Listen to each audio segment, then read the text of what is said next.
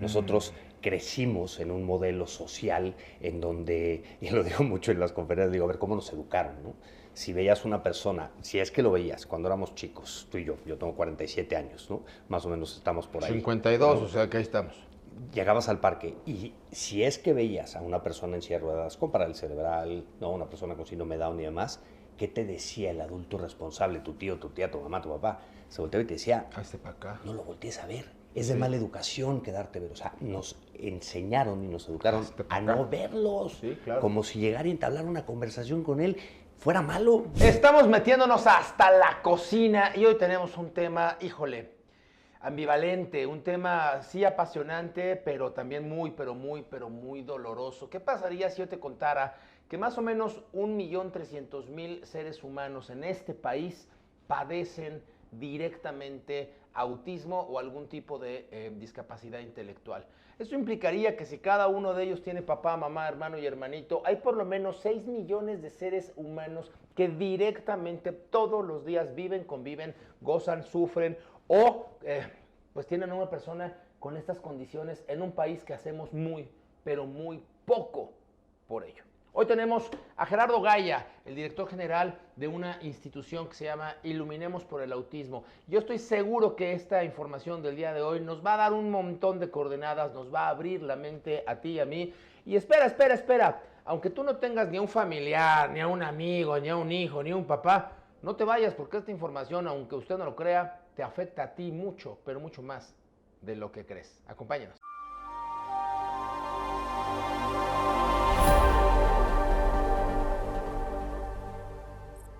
Gerardo Gaya, ¿cómo estás? Bien, muy contento de estar aquí. Gracias, qué gusto, qué privilegio que estés aquí. Oye, está muy cañón esto, que 1.3, 1.4 millones de seres humanos en este país viven algún tipo de discapacidad intelectual. Está cabrón. Y más, porque hablamos de la condición del espectro autista, que no necesariamente es discapacidad intelectual, o discapacidad intelectual no necesariamente es condición del espectro autista, ¿no?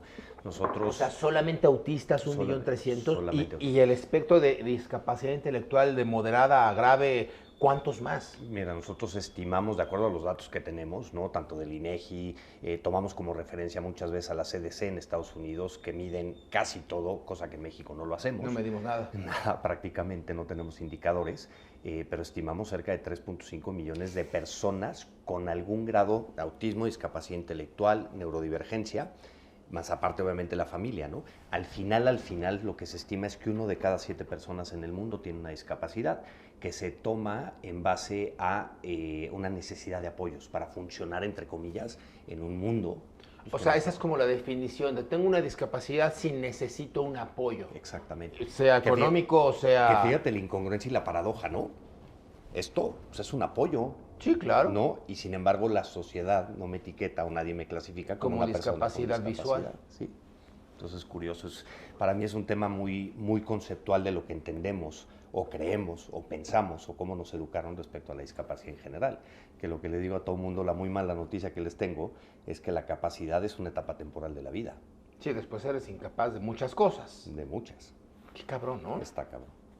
Oye, a ver, déjame confesarle a la gente, creo que esto nunca lo he dicho públicamente, pero yo tengo un hijo, yo tengo 3 hijos, ¿no?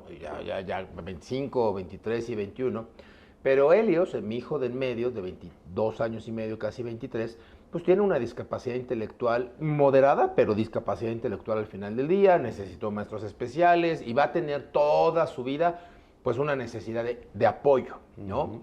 Mientras son niños... Son angelitos, qué bonito, ay, mira, un angelito, ay, mira, hay que ayudar. Y todo el mundo, ojalá todo el mundo quiera ayudar, ¿no? Pero en cuanto rompen esta frontal de ya no soy niño, ya me empiezo a convertir en un adulto, empiezan a convertirse, para todos, en un dolor de calzones. O sea, ya no es chistosito, ya no es lindo, ya no es tierno. Y es una discapacidad terriblemente cruel, porque si yo te veo a ti sin pierna, no te obligo a correr. ¿No? Entonces me doy cuenta que te falta una pierna y entonces tengo la capacidad de ser empático y medio aguanto la onda. Pero con una persona que tiene una discapacidad intelectual, tú te das cuenta ya que hizo algo, ya que fue inconveniente, ya que estuvo fuera de lugar, ya que, ¿sabes? Está muy cañón. Cuéntanos un poco de eso. Y el juicio social al cual está expuesto, porque al final del día la discapacidad intelectual o alguna condición del espectro autista, la principal característica es que es invisible a los ojos. Sí, está cañón.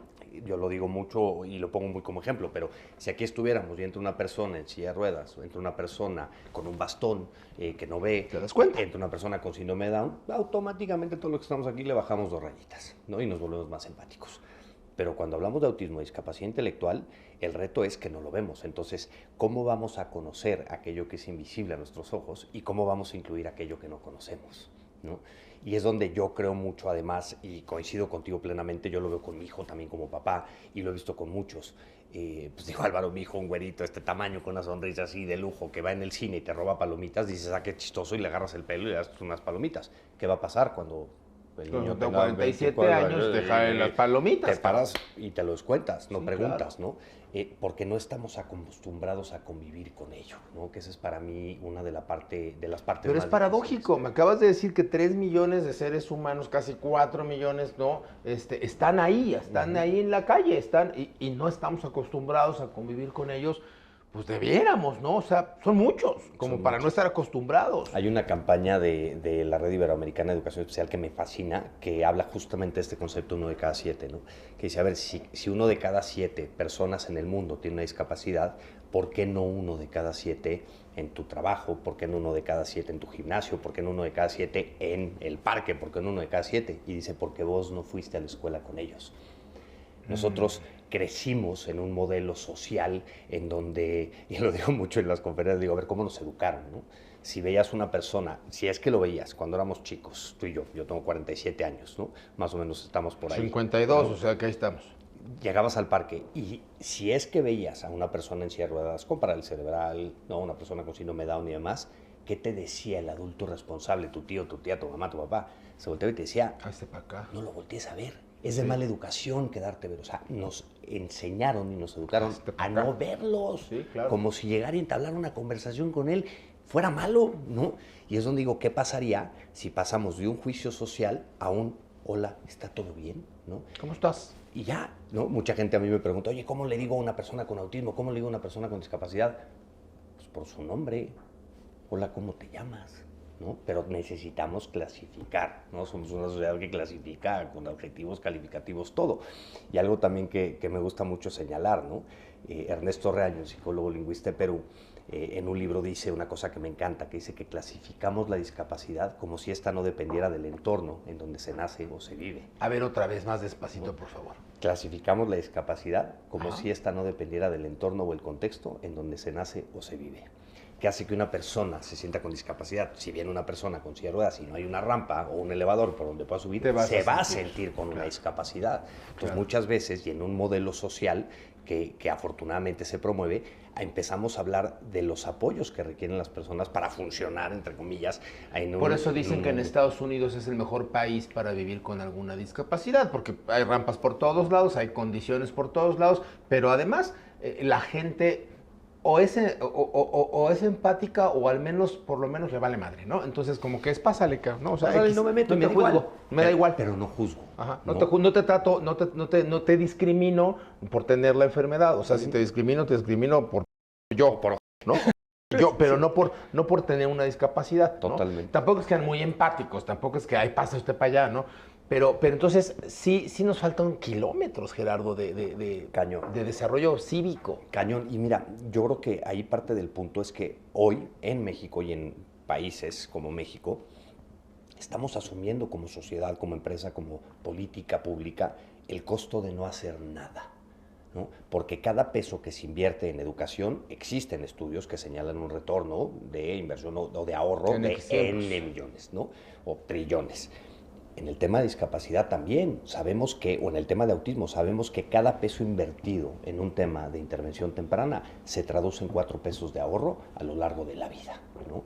Pero como en México somos nos conformamos, y digo entre comillas, con a lo mejor los indicadores que tiene el INEGI, que están bien, que son necesarios para analizar la población, pero deberíamos de indagar un poquito más, ¿no? Porque, ¿cuál es el costo de no hacer nada en materia de diagnóstico temprano, de intervención terapéutica respecto al autismo? ¿Qué pasa? Pues que el niño no tiene oportunidades de desarrollo, de terapias y demás, va creciendo, va creciendo, va creciendo, y después se convierte en una carga, literal, para la familia, para el gobierno, para la sociedad, sí, claro, para la empresa. Mira, con mi hijo, en algún momento le decía yo a su mamá, porque nos divorciamos hace 3 o 4 años, pero en algún momento decíamos que el esfuerzo que hacemos todos como ecosistema familiar es un tema para que Helios pueda desarrollar al máximo lo que tenga y no se convierta en algo que no queremos que se convierta, porque si dejas de estirarlo y de darle terapia y de darle apoyo, pues evidentemente si de por sí se las ve difíciles, pues imagínate en qué se puede convertir esta no conducta, que es muy, muy dolorosa, porque luego es muy injusta, ¿no? No es reconocimiento a la no conducta, pues no puedes darte cuenta de que no te convertiste en algo muy desagradable, ¿no? O sea, justo por todo este esfuerzo. Entonces el resultado a veces es no visto y es también bien frustrante para la familia y para los papás, ¿no? Yo digo que ahí el duelo, entre comillas, del asumir, ¿no? El tener en tu familia una persona con discapacidad, llamémosle como sea, ¿no? Pero ese, a mí no me gusta la palabra duelo, porque la pérdida que se tiene es de la expectativa, ¿no? Porque la persona ahí está. Sí, claro. Y el tener información, herramientas socioemocionales, toda la familia, para buscar el desarrollo y el potencial, que al final del día, digo, hasta dónde puede llegar una persona con autismo, con discapacidad intelectual, nadie lo sabe, nadie sabemos, pero si no hacemos todo lo que podamos hacer para que tenga mejor calidad de vida, pues mal vamos, porque no estamos haciendo nada. Va a llegar seguro más corto de lo que pudo haber llegado. Pero la diferencia entre duelo y dolor, ¿no? Porque para mí el dolor es permanente y vivimos en un loop infinito, porque a veces vas muy bien, te va muy bien, ves que está desarrollando algo, tienes una experiencia hiperpositiva, si no tenía lenguaje y de repente dijo 3 palabras, ¡pum!, algo está maravilloso, algo estamos haciendo bien. Y vas al cine o a la tienda de la esquina o sales a la calle, te va de la fregada y otra vez, ¿no? A volver a vivir las etapas de duelo, de negación, de frustración, de tal. De porque a mí, de etcétera, etcétera. Y vivimos así, es algo que pues lo integramos, ¿no? Tú como papá, yo como papá, pues lo mejor que podemos al final del día. No, bueno, y hacemos lo que podemos con lo que tenemos y con muchísima ignorancia. Porque digo, y cuando digo ignorancia es, a ver, si yo pongo esto abajo de mi mano y te digo, a ver, ¿qué tengo en la mano? Tú lo ignoras, ¿no? O sea, a eso me refiero con ignorancia. Es que no sabes qué hay aquí. Ignorancia, no lo sé. Ser papá de una criatura así, pues lo ignoro, cabrón. Si nadie nos desea ser papás, menos estamos preparados. Claro. Entonces, cuando hablamos de ignorancia, cuando yo digo ignorancia, no me refiero peyorativo. Y tienes que aprender cosas, pero tampoco hay mucho después de dónde aprender. O sea, tampoco hay, pues, ¿quién te enseña, no? Y vas capoteando, pues como puedes. ¿Qué tanto la fundación trabaja sobre el sujeto y qué tanto trabaja sobre la familia? 100% con la familia. 100% con la familia. Partimos de la base de que si la familia no está bien, nada va a estar bien, ¿no? Como digo, y lo digo muy coloquialmente y muy irónicamente, y a veces luego me caen a palos por lo que digo, pero a mí me da igual si chueco, roto, es cosido, me da igual el diagnóstico, me da igual la clasificación diagnóstico. Al final del día, el diagnóstico es tan solo aquello con lo que tú puedes vivir en paz como padre, como familia, para hacer lo que tienes que hacer, que es hacerlo lo mejor que puedes, punto, ¿no? Mucho de lo que trabajamos es brindar herramientas informativas, formativas y socioemocionales. A la familia. A la familia. Oye, pero Gerardo, me dices, si la familia está bien, todo está bien, pero a ver, ¿qué familia está bien? Todas somos disfuncionales. Todas tenemos un grado de disfuncionalidad impresionante. Y más hoy en esta época de digitalización y de escasez de valores y de etcétera. O sea, no hay una familia funcional. Yo tampoco creo. Es lo raro, ¿no? Es lo raro. O sea, a mí hacíamos bullying o nos hacían bullying de chiquillos, pues cuando tenías un amigo divorciado, cabrón, ¿no? Era así como que motivo de... Hoy... ¿Cuántos hay? El bullying es como que están casados tus papás, güey. ¿No? ¿Cómo? ¿Qué fresas que hicieron? Sí. O sea, entonces, ¿qué familia realmente es funcional? Entonces, sí la paradoja está fuerte, porque Cañón. ¿cómo ayudas a una familia a estar bien? Pues cuando no hay condiciones, hay muy pocas condiciones favorables para que las familias estén medianamente bien. Agrégale... Pues, un componente que viene a romper todo, viene a tumbarte toda la expectativa y todo lo que esperabas. pero tenemos, por ejemplo, un grupo de apoyo de papás que nos reunimos mensualmente, una vez cada 30 días, que ojalá lo podamos sistematizar para llevarlo una vez a la semana, en donde literalmente nos juntamos como grupo de apoyo, que no estamos acostumbrados. Creo que el ser humano lo que más le cuesta trabajo es saber cuándo pedir ayuda, ¿no? Y lo que hemos encontrado en esta dinámica, que es algo que surge a raíz de la pandemia, porque lo hemos podido llevar ahora sí que a gran escala, en donde nos reunimos una vez al mes para intercambiar puntos de vista con papás, ¿no? Decir, oye, yo estoy pasando por esto y nunca sabes quién ya pasó por eso, nunca sabes qué comentario de otro papá, decir, oye, esto me funcionó a mí, capaz que por acá, quitando, y no por menospreciarlo, pero a los especialistas, ¿no? A los profesionales de la atención, ¿no? Sino compartir entre pares. Tenemos, por ejemplo, una comunidad digital en Facebook, tenemos grupos privados, ahora estamos estrenando la plataforma de Discord, que a mí me encanta porque te permite separar por temas. Okay. Y en donde invitamos a los papás a formar parte de este grupo de apoyo de papás, que es totalmente autogestivo. Oye, va a aparecer, va a ir apareciendo por aquí, no sé si en el video o en los comentarios, pues los domicilios de todos estos grupos de Facebook y de etcétera, que lo necesite, por favor. Y si tú no lo necesitas, no seas gandalla, compártelo, porque a lo mejor alguien en tus redes sociales, pues sí necesita ese tipo de apoyos y no sabemos. O sea, yo me declaro, a ver, mi chamaco tiene 20 y algo de años, los primeros 6, 7, 8 años nos la aventamos, su mamá y yo, a capela, en manos de un terapeuta, y luego de otro, y luego de otro, y luego de otro, y luego de otro, hasta que descubrimos que los primeros 3 eran más quitaban menos de lo que aportaban. 100%. O sea, muy cañón, muy cañón. La primera terapeuta, mi chamaco, le robaba el método a otro doctor, se hacía pasar por una certificada del otro doctor, hasta que yo un día dije, ¿por qué voy a ir con un intermediario si tengo los medios para ir con el creador del método? Cambiamos de ciudad, encontré al método y me descubrí que la otra era una benediza, ¿no? Entonces, muchas veces los papás no sabemos, no es que no queramos pedir ayuda, es que no tenemos bendita idea. Ni siquiera dónde acudir. ¿Dónde? O sea, ¿a quién le preguntas esto? Sí. Y empiezas a preguntar a uno y otro, y es una tierra de tuertos siguiendo a ciegos, que está muy cañón. Entonces, si tú no lo necesitas, no seas gandalla. Comparte, porque te garantizo que 7 de cada, ¿cómo dijimos? 1 de cada 7. 1 de cada 7. Seguro en tu grupo de redes sociales hay alguien que va a necesitar esta información. Seguro. Sí o sí. Y que muchas veces los padres, las familias, tampoco estamos abiertos a hablar del tema, y ese es algo también difícil, ¿no?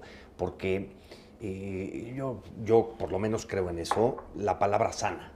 El poder hablar del tema te permite hasta cierto punto hacer las paces con ello para asumir el rol que tienes que hacer, que es educar a tu hijo para un mundo que no está preparado para él y hacerlo lo mejor que puedes con tus propias circunstancias, en tu propio contexto, con lo que tengas enfrente, ¿no?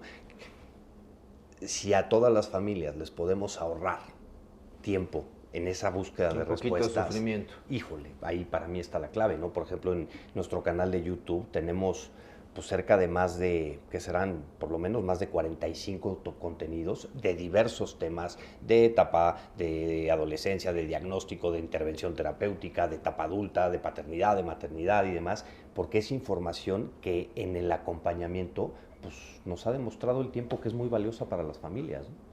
Oye, Gerardo, a ver, déjame regresar un poco a la cronología, ¿no? Te enteras que tienes un hijo en estas condiciones y bueno, el shock es brutal, ¿no?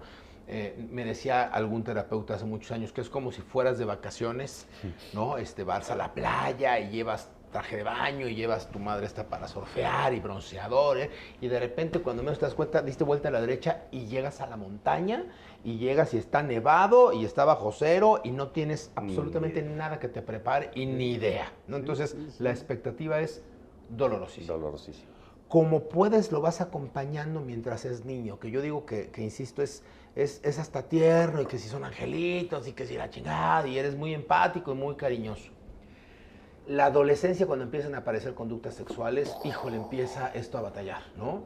Pero despuesito de la adolescencia es que ya hay un nivel de cansancio en el ecosistema, en la misma familia. Vaya, yo lo confieso, o sea, todos sus hermanos, ¿no? Yo como papá, su mamá, o sea, ya llegó un momento que dice, güey, ya no puedo. Está cañón, o sea, está cañón porque llevamos años sosteniendo, ¿no? Y de repente se convierten en adultos Ahí te encargo cuando se muera un papá o una mamá, ¿qué hacen estas personas? Mira, la preocupación, por lo menos que tenemos identificado, ¿no? Hay dos mayores preocupaciones en las familias. La primera es qué va a ser de mi hijo cuando yo no esté, y la segunda es lo estoy haciendo lo suficientemente bien. Qué cabrón, ¿no? Está muy cabrón. Y justamente por eso parte de todo lo que hacemos como organización es justamente esas herramientas formativas y formativas socioemocionales para hacer pues, lo más transitable, ¿no? Y que las familias estemos empoderadas, que tengamos la información para hacer lo que tenemos que hacer, porque al final del día, tú como papá, yo como papá y cualquier mamá, cualquier papá, ¿qué queremos para nuestros hijos? Vida independiente y calidad de vida. Pues Con sí, nuestros hijos a lo mejor lo vamos a con lograr, cualquier condición. o a lo mejor no, pero pues nos vamos a tener que morir en la raya persiguiendo eso para darle las herramientas de independencia, de calidad de vida, independientemente de cuántos ajustes o apoyos vaya a necesitar, ¿no? Y entre más, por ejemplo, a mí es algo que la pandemia a mí me vino a revolotear y cuestionar muchísimas de las cosas que incluso he hecho con mi familia como activista, con mi propia organización, de que dices hasta qué punto es utópico y hasta qué punto es viable, ¿no? Porque muchas veces nos enfocamos en inclusión educativa, ¿no? Y que vaya a la escuela, la de a fuerzas, y nos peleamos contra la escuela y hacemos todo lo que podemos.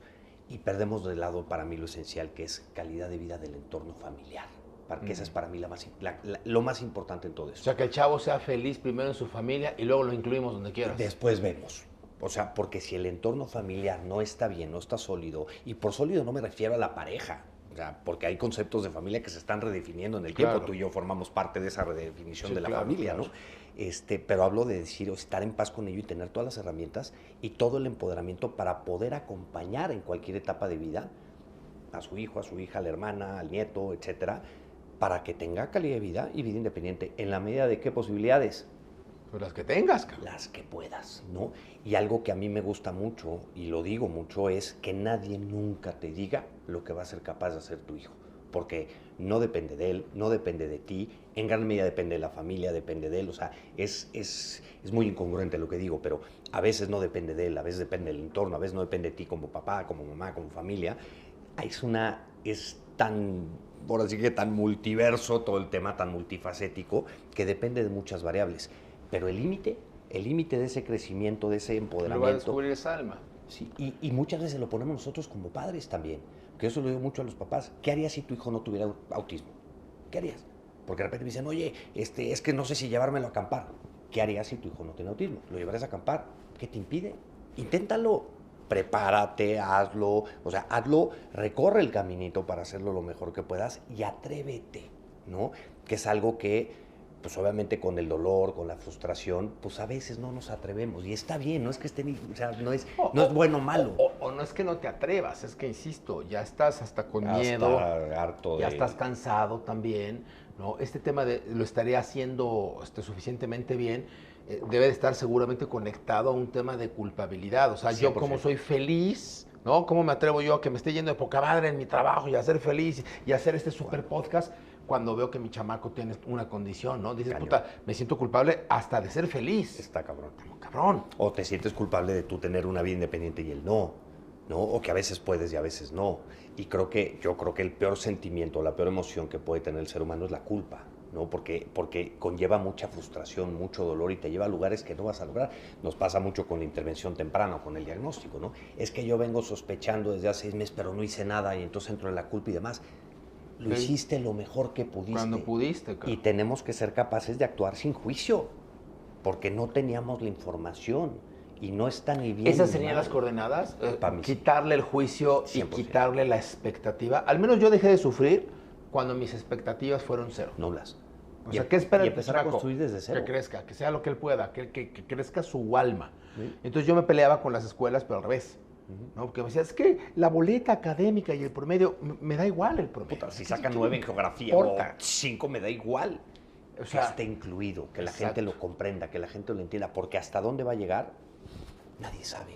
¿No? Nadie sabe hasta dónde podemos desarrollar su máximo potencial, por cierto, como con cualquier persona. Por cierto. ¿No? Claro, por cierto, como con cualquier persona sin condición. Oye, a ver, el espectro autista, me decía alguna vez alguna amiga mutua, Yamel, ¿no? Que me decía, el tema del autismo es que a diferencia de cualquier otra condición o cualquier otra patología, o cualquier otra enfermedad o cualquier otra con lo que digas, es que cada uno de esos 3 millones de sujetos es un mundo distinto, que entonces puede ser poquitito autista, un chico de autismo, pero entonces puede tener esta conducta, pero puede exagerar. O sea, no hay ni siquiera como, pues como un estándar, cabrón. Cañón. Y es donde creo que muchas de las cosas que nos pasan al final del día, en la vida cotidiana, son regalos disfrazados de dilema. ¿No? A Charissa Kochmeister, una mujer adulta no verbal, le preguntaron qué era el autismo. Dice, oye, mujer adulta con autismo no verbal, pues ¿cómo se comunica? Con una tableta. Y cuando le preguntaron qué es el autismo, dice, un regalo disfrazado de dilema. Y yo creo que muchas de las cosas que nos pasan en la vida son regalos disfrazados de dilema, que el tiempo dirá, ¿no? Y el tiempo responderá. Yo creo que lo que mencionabas, que es muy importante, ¿no? El tema de espectro. Si conoces a una persona con autismo, conoces a esa persona con autismo. ¿Qué pasa? Lo que funciona con Juanito no necesariamente aplica con Pedrito. Eso es parte de lo complicado de armar protocolos, de tener modelos de intervención, que al final es, pues cada persona es única y extraordinaria y irrepetible. Con autismo o sin autismo. Pero a ver, entonces, déjame, me hago un poquito lejos de la comunidad. Vámonos tantito al tema empresarial. Si yo en mi empresa quiero incluir por sistema, ¿no? 1 de cada 7, una silla para alguien con autismo, está muy caro, porque mejor me preparo para Juanito, pero no para Pedrito, ni para Chuchita. Entonces, ¿cómo le hago para hacerle espacio si el espectro es tan amplio? Ahí es donde a mí me apasiona este tema, porque estamos migrando un modelo social, ¿no? Culturalmente, socialmente, en donde entendemos y vemos que la discapacidad o la exclusión está en el entorno, por la falta de ajustes o apoyos, ¿no?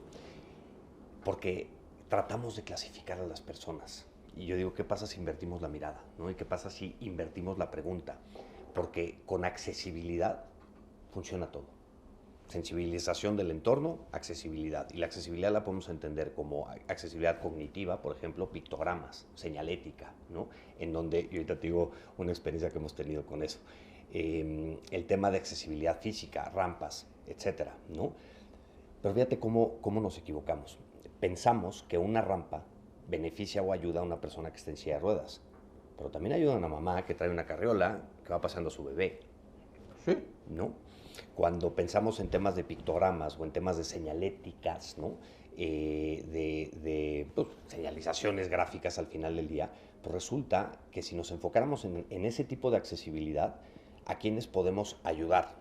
A las personas con discapacidad intelectual, a las personas indígenas, a los adultos mayores, a los turistas. Sí, claro. ¿No? Entonces, para mí tenemos que cambiar la mirada, ¿no? En donde decir, oye, ¿qué pasaría si nos buscamos? Porque la accesibilidad sí se puede generalizar. Si bien los apoyos específicos para una persona no los podemos generalizar, si bien el autismo no lo podemos generalizar porque hay quien tiene discapacidad intelectual, hay quien no, hay quien es un genio, hay quien no, hay quien necesita, no sé, una tableta para comunicarse. Pero a todos les va a servir una señal correcta o una rampa correcta, a todos nos va a servir. A todos nos. Una vez implementamos unas pruebas piloto con una cadena de cines, hicimos 160 pruebas piloto, bendito Dios, estamos por retomar el proyecto. Hicimos adecuaciones, ¿no? Adecuaciones en la película, en la sala. No limpiamos la sala con aromatizantes para que no fuera un tema invasivo. Sensibilizamos a todo el personal de la sala, no apagamos la luz al 100%, la dejamos como alrededor del 95-92%, y el volumen lo reducimos tantito, ¿no? La experiencia es maravillosa, pues van, no sé, 50 familias de chavos, nos la pasamos muy bien, podemos ir al cine sin juicio, nos la pasamos increíble. Tercera bueno, pero eso implica hacer una función especial para familias con un sujeto así. Sí. Porque si haces todas esas condiciones para cualquier güey que quiere ver la película normal, pues... Ahí la clave, que esa es la parte que hemos aprendido, ¿no? En donde sí beneficiamos a cierto grupo, hacemos funciones relajadas que les llamamos, ¿no? Hemos hecho desde el Rey León, Aladino, que ahora ya está de salida, cines, etcétera, hay una serie de varias iniciativas, pero mi experiencia fue increíble. Un día que llego a una de las pruebas piloto y me topo con 2 adultos mayores, con 2 abuelos. Y cuando yo digo, esto puede salir muy mal, ¿no? Porque digo, imagínate una sala con 2 abuelos, con 50 chavos con autismo, hijo, esto va a estar crítico, ¿no? Entonces llego, me anticipo, llego con los señores y les digo, oigan, bienvenidos, se trata de esto, es una prueba piloto que estamos haciendo en conjunto con esta cadena, tal. Me dice, no, está increíble, porque ya trajimos a mi nieto que está dentro del espectro autista, nos la pasamos muy bien, gracias, pero Está increíble la experiencia para mí, para mi esposa, que tenemos Nos gusta 76 más años, así. porque no me apagan la luz, porque el sonido no está. Entonces, mira, fíjate qué paradójico y qué apasionante puede ser este mundo, digamos, de la inclusión, cuando lo entendemos y lo comprendemos, de que buscando beneficiar, entre comillas, a un colectivo, Nos beneficiamos todos. nos beneficiamos todos y beneficiamos ¿A quién le toca, Gerardo? O sea, porque, a ver, este tema de cómo llamas el buenpedismo, ¿no? Pues nos toca a ti y a mí como personas, ¿no? Pero no se arregla el tema nada más con iniciativas de gente simpática que dice hagamos algo. O sea, el problema grande le toca al gobierno, hay presupuestos para esto, le toca a la Organización Mundial de la Salud, le toca a las empresas. O sea, el problema está. ¿Dónde está la solución? Es una tarea de todos y todas por igual, porque los grandes cambios en la humanidad históricamente nunca han podido solos, sin el involucramiento de empresas, sin el involucramiento de la sociedad, sin el involucramiento del gobierno, no vamos a ningún lado, ¿no? Y es una mesa de muchas patas. Pongo, por ejemplo, a Martin Luther King, ¿no? Sin el involucramiento de las empresas en la equidad, en general, no hablo de raza, no hablo de género, en la equidad en general, no vamos a ningún lado. Entonces es una tarea de todos y todas por igual.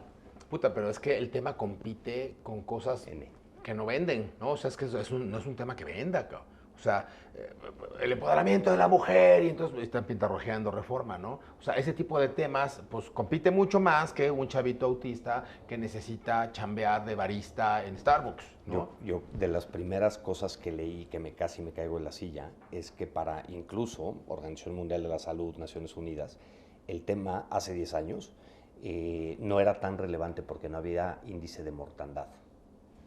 Y dices, como no sabíamos cuántos se iban a morir, entonces no es tan relevante. No es tan relevante porque antes hay otras urgencias que resolver, porque competimos muchísimas causas, pero al final del día, si ponemos en una pirámide, ¿no? Independientemente de condición, y yo a lo mejor muy filosóficamente creo que hemos entendido diversidad de raza, estamos entendiendo diversidad de género, y tarde o temprano vamos a entender de diversidad funcional, de neurodiversidad, ¿no?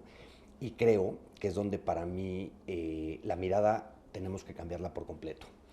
Quitar el buenpedismo. ¿Por qué? Porque cuando hablamos de inclusión, cuando hablamos de discapacidad, lo hacemos o lo abordamos desde el cumplimiento, ¿no? Es decir, una empresa tiene una iniciativa de inclusión laboral, tiene 1, tiene 2, cumplo con el tema, palomita, subo en el ranking de cualquier calificadora de empresas, ¿no? Y lo estoy haciendo muy bien. Y hacemos algo de la inclusión sobre el que esté incluido y no al revés. No medimos los indicadores de calidad de vida, no medimos los indicadores de impacto en el negocio, ¿no? Y lo más importante para mí, servir a la comunidad, servir a las personas con discapacidad como clientes. Hay un estudio del Global Economics. Sí, claro, 1 de cada 7 pues también consumen o debiesen de consumir, claro. Hay un estudio del Global Economics on Disability que señala el tamaño del mercado de personas con discapacidad, sumando obviamente amigos y familiares, ¿no? Y cuando digo el número, todo el mundo se espanta, porque oscila o llega hasta 8 trillones de dólares. Y digo, con T de Toño, 8 trillones de dólares de capacidad de consumo anual de este nicho de mercado. ¿En México? A nivel mundial. A nivel mundial. Lo polarizamos. Capacidad de consumo de lo que quieras. Sí, claro. Así empezamos este podcast. Decíamos 1.3 millones de personas con discapacidad, papá, mamá, hermano y hermanito, ya son 8 millones de sujetos en México. O sea, que tienen compramos cosas. Sí, y muchas. Al igual, quien puede, como puede, capitalismo, democracia. Compramos cosas.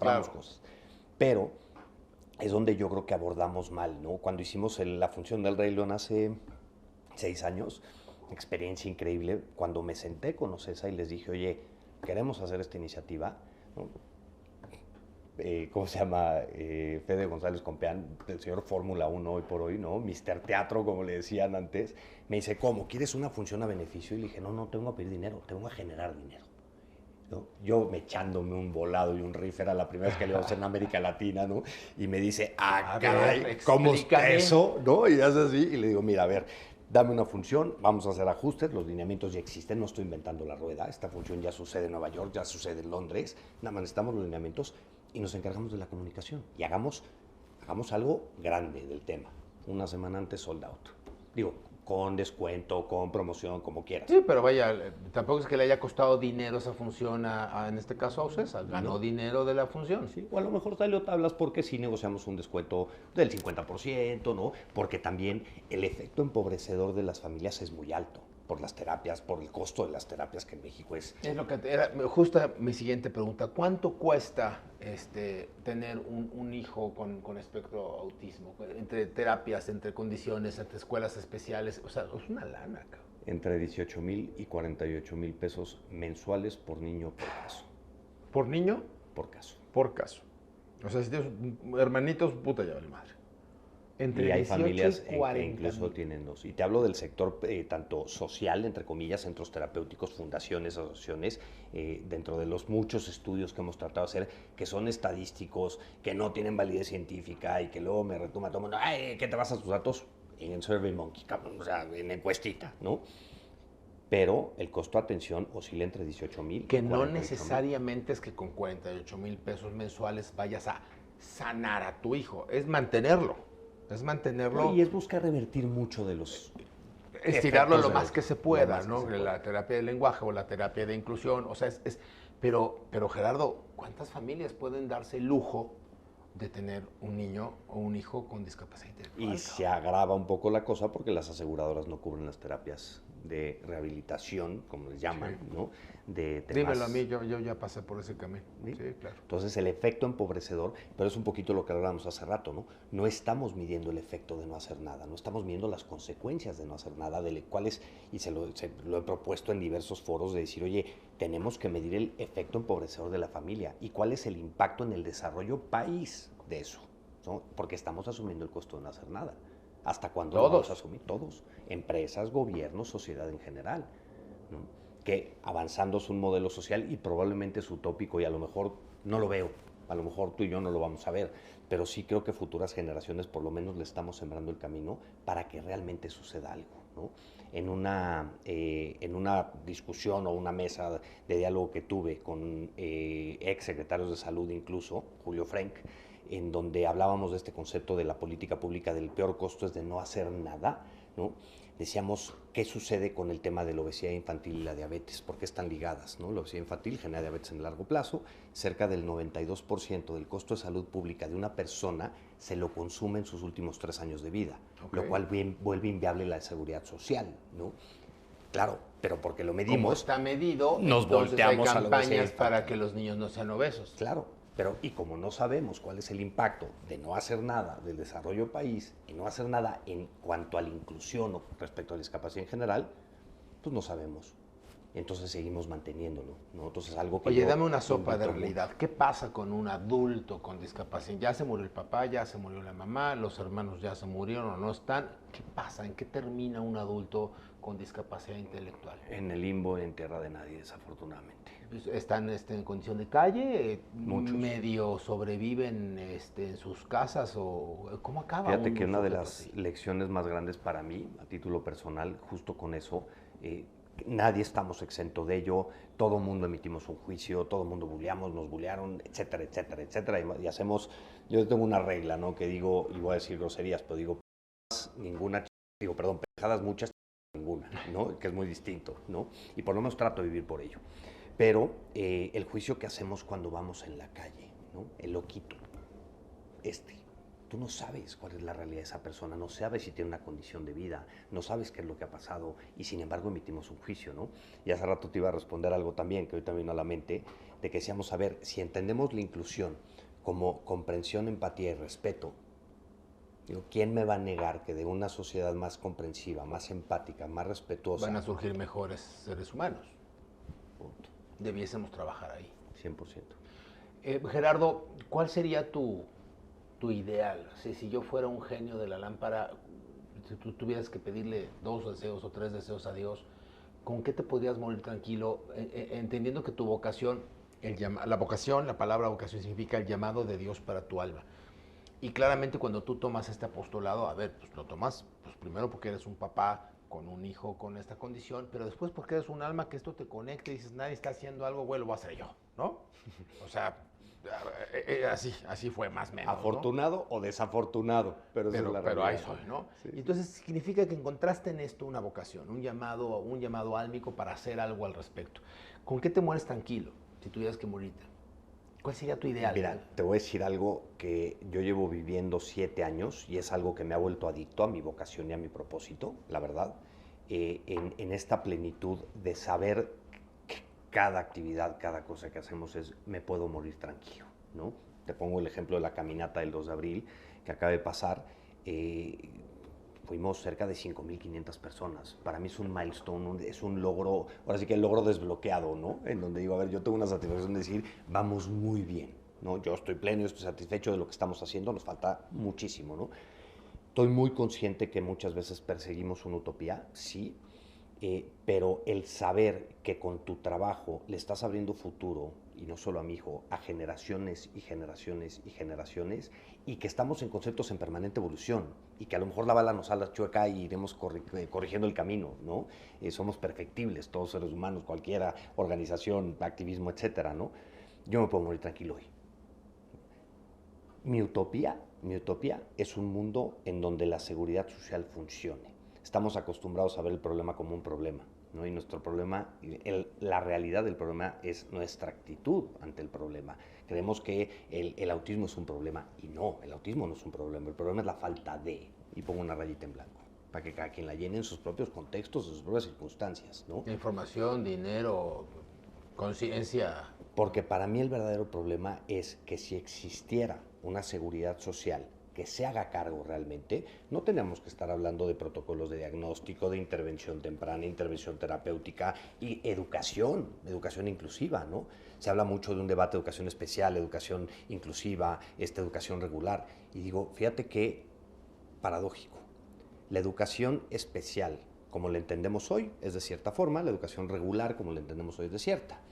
Pero, ¿quién tiene más que aprender de una de la otra? Porque la educación regular, como la entendemos, tiene muchísimo más que aprender de la educación especial, nada más por un principio. Desarrollo y competencias de habilidades de cada persona. Que eso Ya no con debiera eso. de ser la educación. Sí, ya con eso. ¿No? Individualizar el crecimiento. Y para mí, al final del día, mi utopía es un mundo en donde quepamos todas y todos por igual. Oye, ¿no te da asco, no te da mucho coraje que se dediquen, no sé, tiempo, dinero y esfuerzo a de lenguaje inclusive, ellos, cuando de veras hay seres humanos que necesitan ser incluidos, o sea, cuando la diversidad no fue elegida, cuando no es que hoy amanecí y me siento autista, no, o sea, sí nació autista, o sea, no es como me siento. Y toda la atención, a veces hasta del discurso, a veces hasta gubernamental, está en una inclusión tan básica, tan, híjole, ¿cómo haces para no pasar corajes todo el día? Los paso porque no estamos ajenos, ¿no?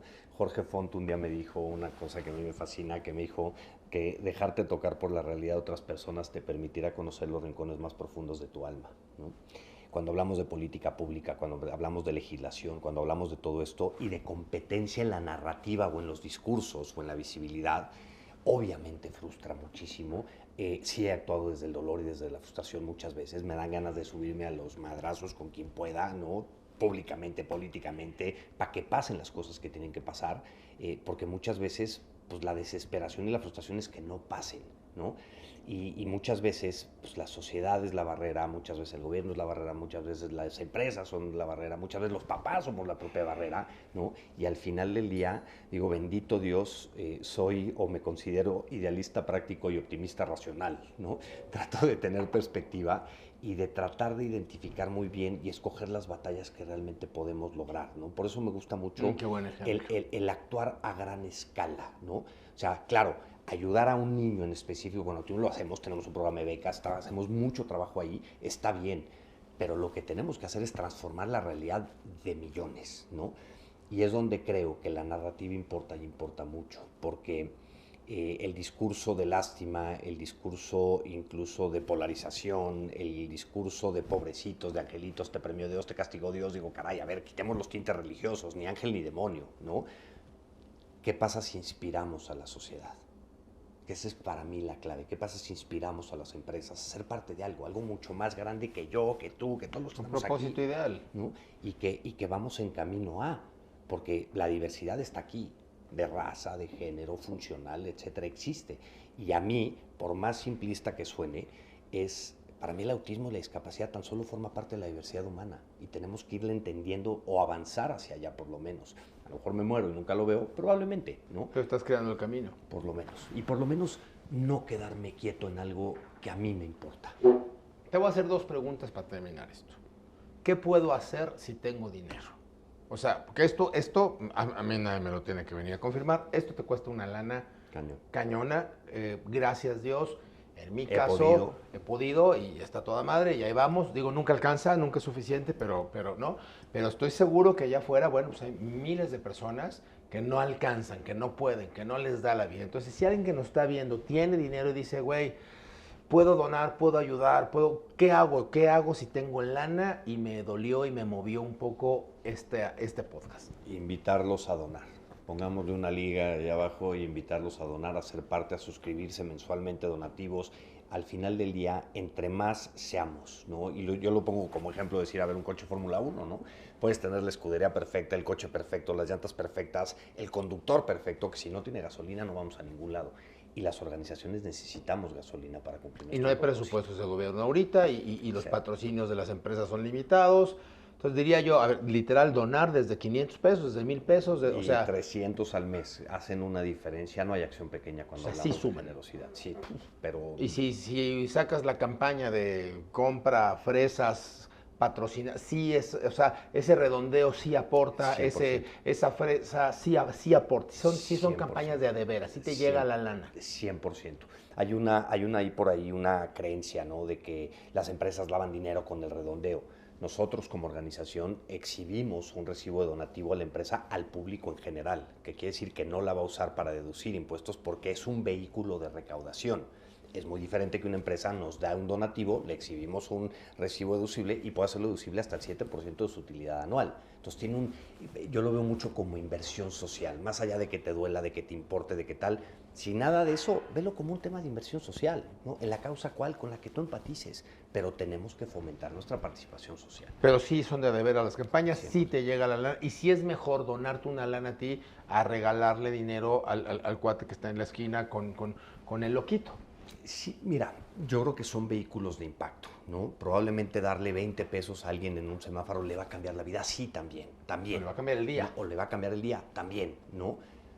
Y es un tema, a mí me gusta verlo como un tema de inversión social, de la causa que te importa, de la causa que creas, de lo que te mueva, ¿no? Pero el que te mueva algo, ¿no? Que te mueva. Porque somos una sociedad que se queja muchísimo y hacemos bien poco, ¿no? Y la otra pregunta, Gerardo, es, a ver, ¿qué tal que me dolió esto? ¿Qué tal que me movió el tema, pero no tengo lana? ¿Qué puedo hacer si no tengo lana? Participar activamente. ¿Cómo?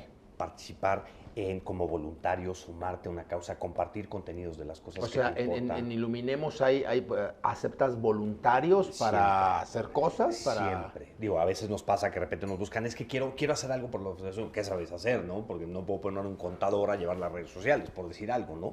Pero al final del día lo que buscamos es amplificar nuestro mensaje a través de personas, empresas, marcas, sociedad, etcétera, ¿no? Y que no hay... Yo tengo para mí una máxima que es cuando hablamos de impacto, cuando hablamos de participación social, no hay acción pequeña. Tenemos que estar y tenemos que hacer. ¿No? Y el dinero no puede ser una condicionante. Universidades, empresas, sociedad civil, todos. Todo, porque al final del día todos formamos parte de un todo. O sea, mi organización, bueno, mía, Iluminemos, trabaja por el autismo, ¿no? Pero arriba del autismo está probablemente la discapacidad, ¿no? Probablemente está la diversidad, y por encima de la diversidad está la sociedad en general, y por encima está país, y por encima del país está mundo. Al final del día tenemos que construir todos. Yo prefiero estar del lado de los que están haciendo algo al respecto, que de los que nada más se quejan y nada más critican al que lo está haciendo, ¿no? Claro. Gerardo, ¿qué no te he preguntado? Nos quedan unos cuantos minutos. A mí me gustaría preguntarte algo, y a lo mejor me voy a meter en territorio que no debo, pero y yo compartirte el mío. ¿Cuál ha sido el mayor aprendizaje que tú has tenido con tu hijo? Yo creo que el tema de controlar y de renunciar a las expectativas de soltar el apego. Fue fundamental. O sea, ese tema de soy controlador Naturaleza. por naturaleza, vaya, todos mis diagnósticos psicológicos tienen que ver con controlador, y entonces controlo una audiencia, pero controlo una empresa, pero soy controlador, y de repente llega esta alma y me dice, güey, pues aquí no puedes controlar, y aquí serás muy Helios Herrera, y serás muy conferencista, y serás muy tú las traes, pero aquí te sientas, aquí no hay manera de que todo eso valga. Eso fue importante. Luego el tema de la expectativa, ¿no? Claramente quieres, pues, lo mejor para tus hijos y tienes grandes expectativas, y nadie espera tener un hijo con una condición de estas, no lo estás esperando, ¿no? Y entonces esta expectativa de vas a ser feliz a partir de, y la tienes que cambiar por vas a ser feliz como quieras ser feliz, como puedas ser feliz, y redefiniendo tu propia concepto de felicidad, el tuyo, ¿no?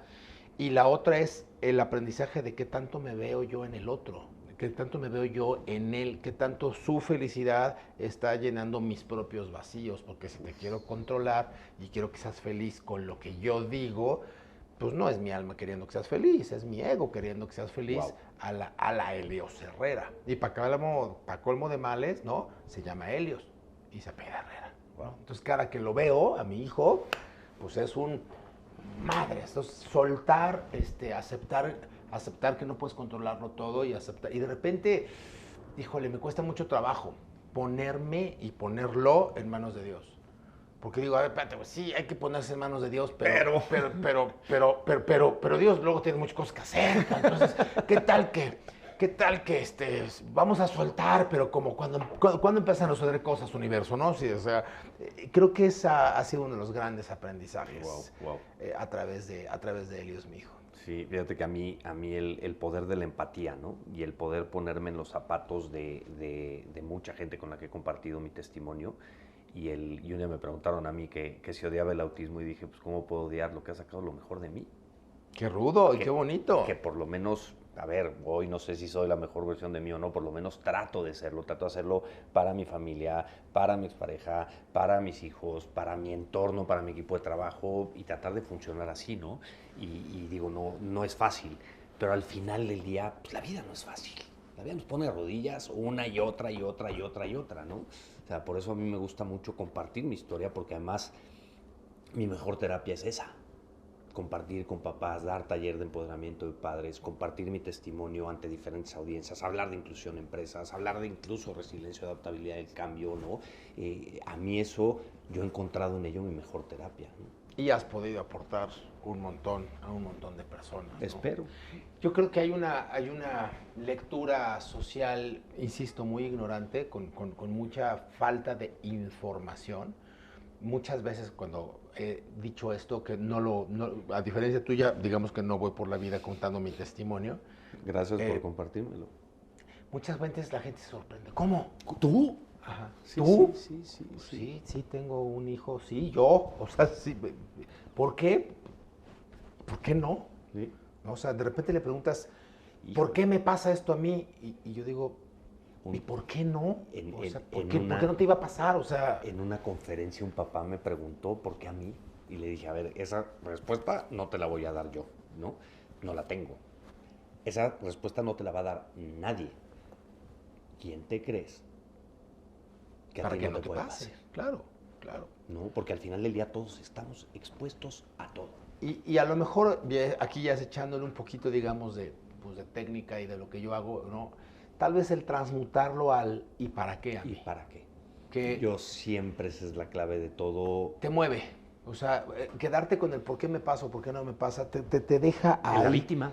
Y cuando dices, bueno, ¿y para qué? A ver, no me está gustando. No, o sea, si yo pudiera elegirlo conscientemente. Por eso te decía que me pudre mucho de, hoy me siento no binario. Güey, despierto un día sintiéndote autista. Pues eso no va a pasar, ¿no? O sea, ellos no eligen su condición. Si pudiera yo elegir por mi hijo, no elegiría, por supuesto, nacer con una condición de este tipo. Sin embargo, entendiendo que así es y que la realidad es como es y no como te gustaría que fuera, el para qué a mí, al menos, te mueve hacia un algo. Haz algo con esto que te está pasando. Bueno o malo, haz algo, algo. Y la calificación del bueno o malo se la damos cada quien de acuerdo a nuestro contexto, ¿no? Sí. O sea, yo creo que no es ni bueno ni malo, y muchas veces el por qué te pone en una posición de víctima, ¿no? Y creo que no puedes estar ni de víctima, ni de victimario, ni de salvador. Tratar de estar en medio hay preguntas que no tienen respuestas. Y hay respuestas que se obtienen con el tiempo. Y está bien, y no pasa nada. Y tenemos que aprender a convivir con ellas. Y si no está bien, da igual. Va a estar. Bien y mal, Va a da estar. igual. Tal vez yo me quedo, Gerardo, y te voy a preguntar con qué te quedas tú, pero yo me quedo con ese entendimiento que te pasa después de muchos años, ¿no? Eres un alma. O sea, no eres vendedor, no eres directivo, no eres conferencista. No, o sea, antes de ser eso, eres persona. Y antes de ser persona, eres un alma, eres un ser espiritual viviendo una experiencia terrenal. Habrá de preguntarse, sabe Dios, por qué todas estas almas, incluyendo la de tus hijos, la de tu hijo y la del mío, deciden venir a vivir esta experiencia terrenal en esos términos. Habrá que algún día entender por qué cada alma decide eso. Pero cuando tú entiendes que tú eres un alma, que independientemente de lo que te pasa, tú tienes esta experiencia álmica en un mundo terrenal. Entonces te das cuenta que todo lo que te rodea, lo que te pasa, bueno o malo, antes de calificarlo, son experiencias. Son. Y algunas duelen como el carajo, otras son buenas, otras son regulares. Algunas duelen y son muy buenas, porque no duelan son malas, ¿no? O sea, porque también este tema hedonista de solo lo que me gusta es bueno y solo lo que me da placer es lindo. No, espérame, algunas cosas duelen con el alma y no necesariamente son malas. O sea... Por eso me gusta mucho la óptica de regalos disfrazados de dilema. Eso me lo llevo de este podcast. Porque regalos además, disfrazados de dilema. Un día hicimos un evento muy grande, una Copa de Fútbol en Campo Marte hace 7 años, por ahí, y me pasó una de las experiencias más random que me han pasado en la vida, que de repente había 6,000 personas, y de repente me mandan por el radio y me dicen, oye, ¿te está buscando una persona? Pues llego con esa persona, ¿no? Una persona de pelo largo, colita de caballo, medio hippie, por ponerlo de algún estereotipo, ¿no? Pero de repente le digo, oye, ¿pero tú eres papá de una persona con autismo? Y me dice, no, pero vi por el autismo y me interesó. Y dije, pues muchas gracias. Me dijo, porque me dijo, sentí la necesidad de transmitirte algo. Y yo dije, pues qué onda con este cuate, tengo 6,000 gente en Campo Marte, ¿quién es este güey, no? Y agarra y me dice, mira, estas personas no vienen a que les no vienen a enseñarnos, vienen a que les aprendamos, que es totalmente distinto. Son los grandes maestros de la vida, pero la diferencia es que a quién le van a enseñar, a quien esté dispuesto a escuchar.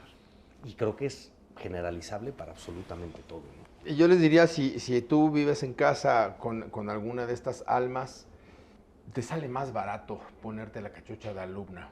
Te sale más barato, es mucho más llevadero cuando lo entiendes así, porque de otra manera, de veras, no hay forma de que te lo acomodes en el alma ni en el entendimiento. Cuando te pones la cachucha de voy a aprender a vivir contigo, voy a hacer lo posible por recordar que el discapacitado eres tú y no yo, que eso también es como un recordatorio constante, ¿no? O sea, híjole, güey, eso es bien frustrante, eres bien difícil, eres bien complicado, pero a mí me toca ser para ti, porque tú no puedes ser para mí. Es más, tú no puedes ser para mí, mientras yo siga esperando que tú seas para mí. Tengo que soltarme y tengo que aceptarte como eres. Qué difícil es decirte esto. ¿no? Y como padre, que seguramente te pasó, cuando te das cuenta que tu interacción con tu hijo está sujeta a su interés y no al tuyo, porque todo el mundo tenemos la expectativa de cómo jugar fútbol con tu hijo, etcétera, tal, ¿no? Y cuando de repente ves que tu relación no es de acuerdo a tu interés, sino al de él, se requiere de mucha paciencia y de mucha empatía. Sí. Y fácil no es, y es hipercomplejo, y es doloroso, y es frustrante, y está cabrón. Pero haces lo que puedes con lo que tienes, y yo les diría, papás, y está bien, ¿eh? Está bien que un día te sientes encabronado, y está bien que te sientas harto, y está bien que un día lo quieras meter por la ventana, o sea, no está bien que lo hagas, pues, ¿no? Pero sí está bien que quieras, o sea, si llega un momento que dices, a ver, espérame, tú también tienes un concepto de sanidad, y tú también tienes una tolerancia, y tú también tienes un límite, y está bien, o sea, nadie nos prepara para vivir con un entorno no discapacitado o normal, o no sé cómo se diga, pues mucho menos nos preparan para vivir con una persona con este nivel de exigencia, ¿no? Y con este nivel de necesidad. Entonces se vale de repente también decir esto hasta se vale, ¿no? Luego respiras profundo y luego dices, ok, ¿cómo seguimos caminando el camino? Haz lo mejor que puedas con lo que tengas. Y bueno, si te sirve, pues acércate a instituciones como la de Gerardo, infórmate, quítate la ignorancia, ve qué hay abajo, deja de ignorar, cómo accediendo a información. Primero información, lee, aprende, toma, ve a YouTube, ahí hay no sé cuántos cursos, no sé cuántos videos. O sea, mientras mayor información, menor sufrimiento, aplica prácticamente para cualquier faceta de la vida. Gerardo, ¿con qué te despides? Ahí está la audiencia. Agradecerte principalmente, primero la invitación, segundo la apertura, ¿no? Y el hecho de que me compartas todo esto también con tu hijo, yo para mí lo valoro muchísimo.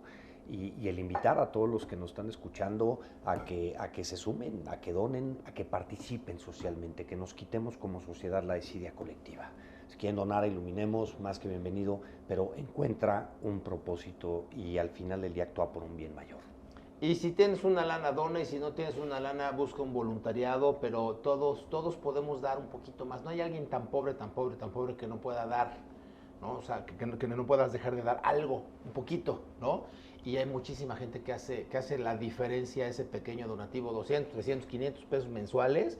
Híjole, de veras, sí hacen una diferencia en la vida de muchas personas. Entonces, cada vez somos más haciendo algo por los demás. Para mí es un verdadero privilegio. Muchas gracias, Gerardo. A ti que nos ves, gracias por vernos. Por favor, comparte este contenido específicamente. Estoy seguro que alguien en tus redes sociales, alguien va a encontrar cómo nutrirse con esta información y por algo estamos llegando en este momento. Comparte. Y nos vemos la próxima semana, donde nos vamos a meter hasta la cocina. A ver con quién. Mi nombre es Helio Herrera. Dios los bendiga. Quiero agradecer a mis amiguísimos de Quiero Casa, que son una desarrolladora inmobiliaria. Aquí estamos en Ágata del Valle. Es uno de los espacios que ellos construyen. Es una empresa que construye más de 2,000 departamentos al año en la Ciudad de México y zona metropolitana. Y lo hace muy, pero muy bien. Y pues nos los prestaron para producir esta edición, esta serie de podcast. Muchísimas gracias, Quiero Casa. Muchas gracias. Extraordinarios lugares. Gracias, mucha calidad.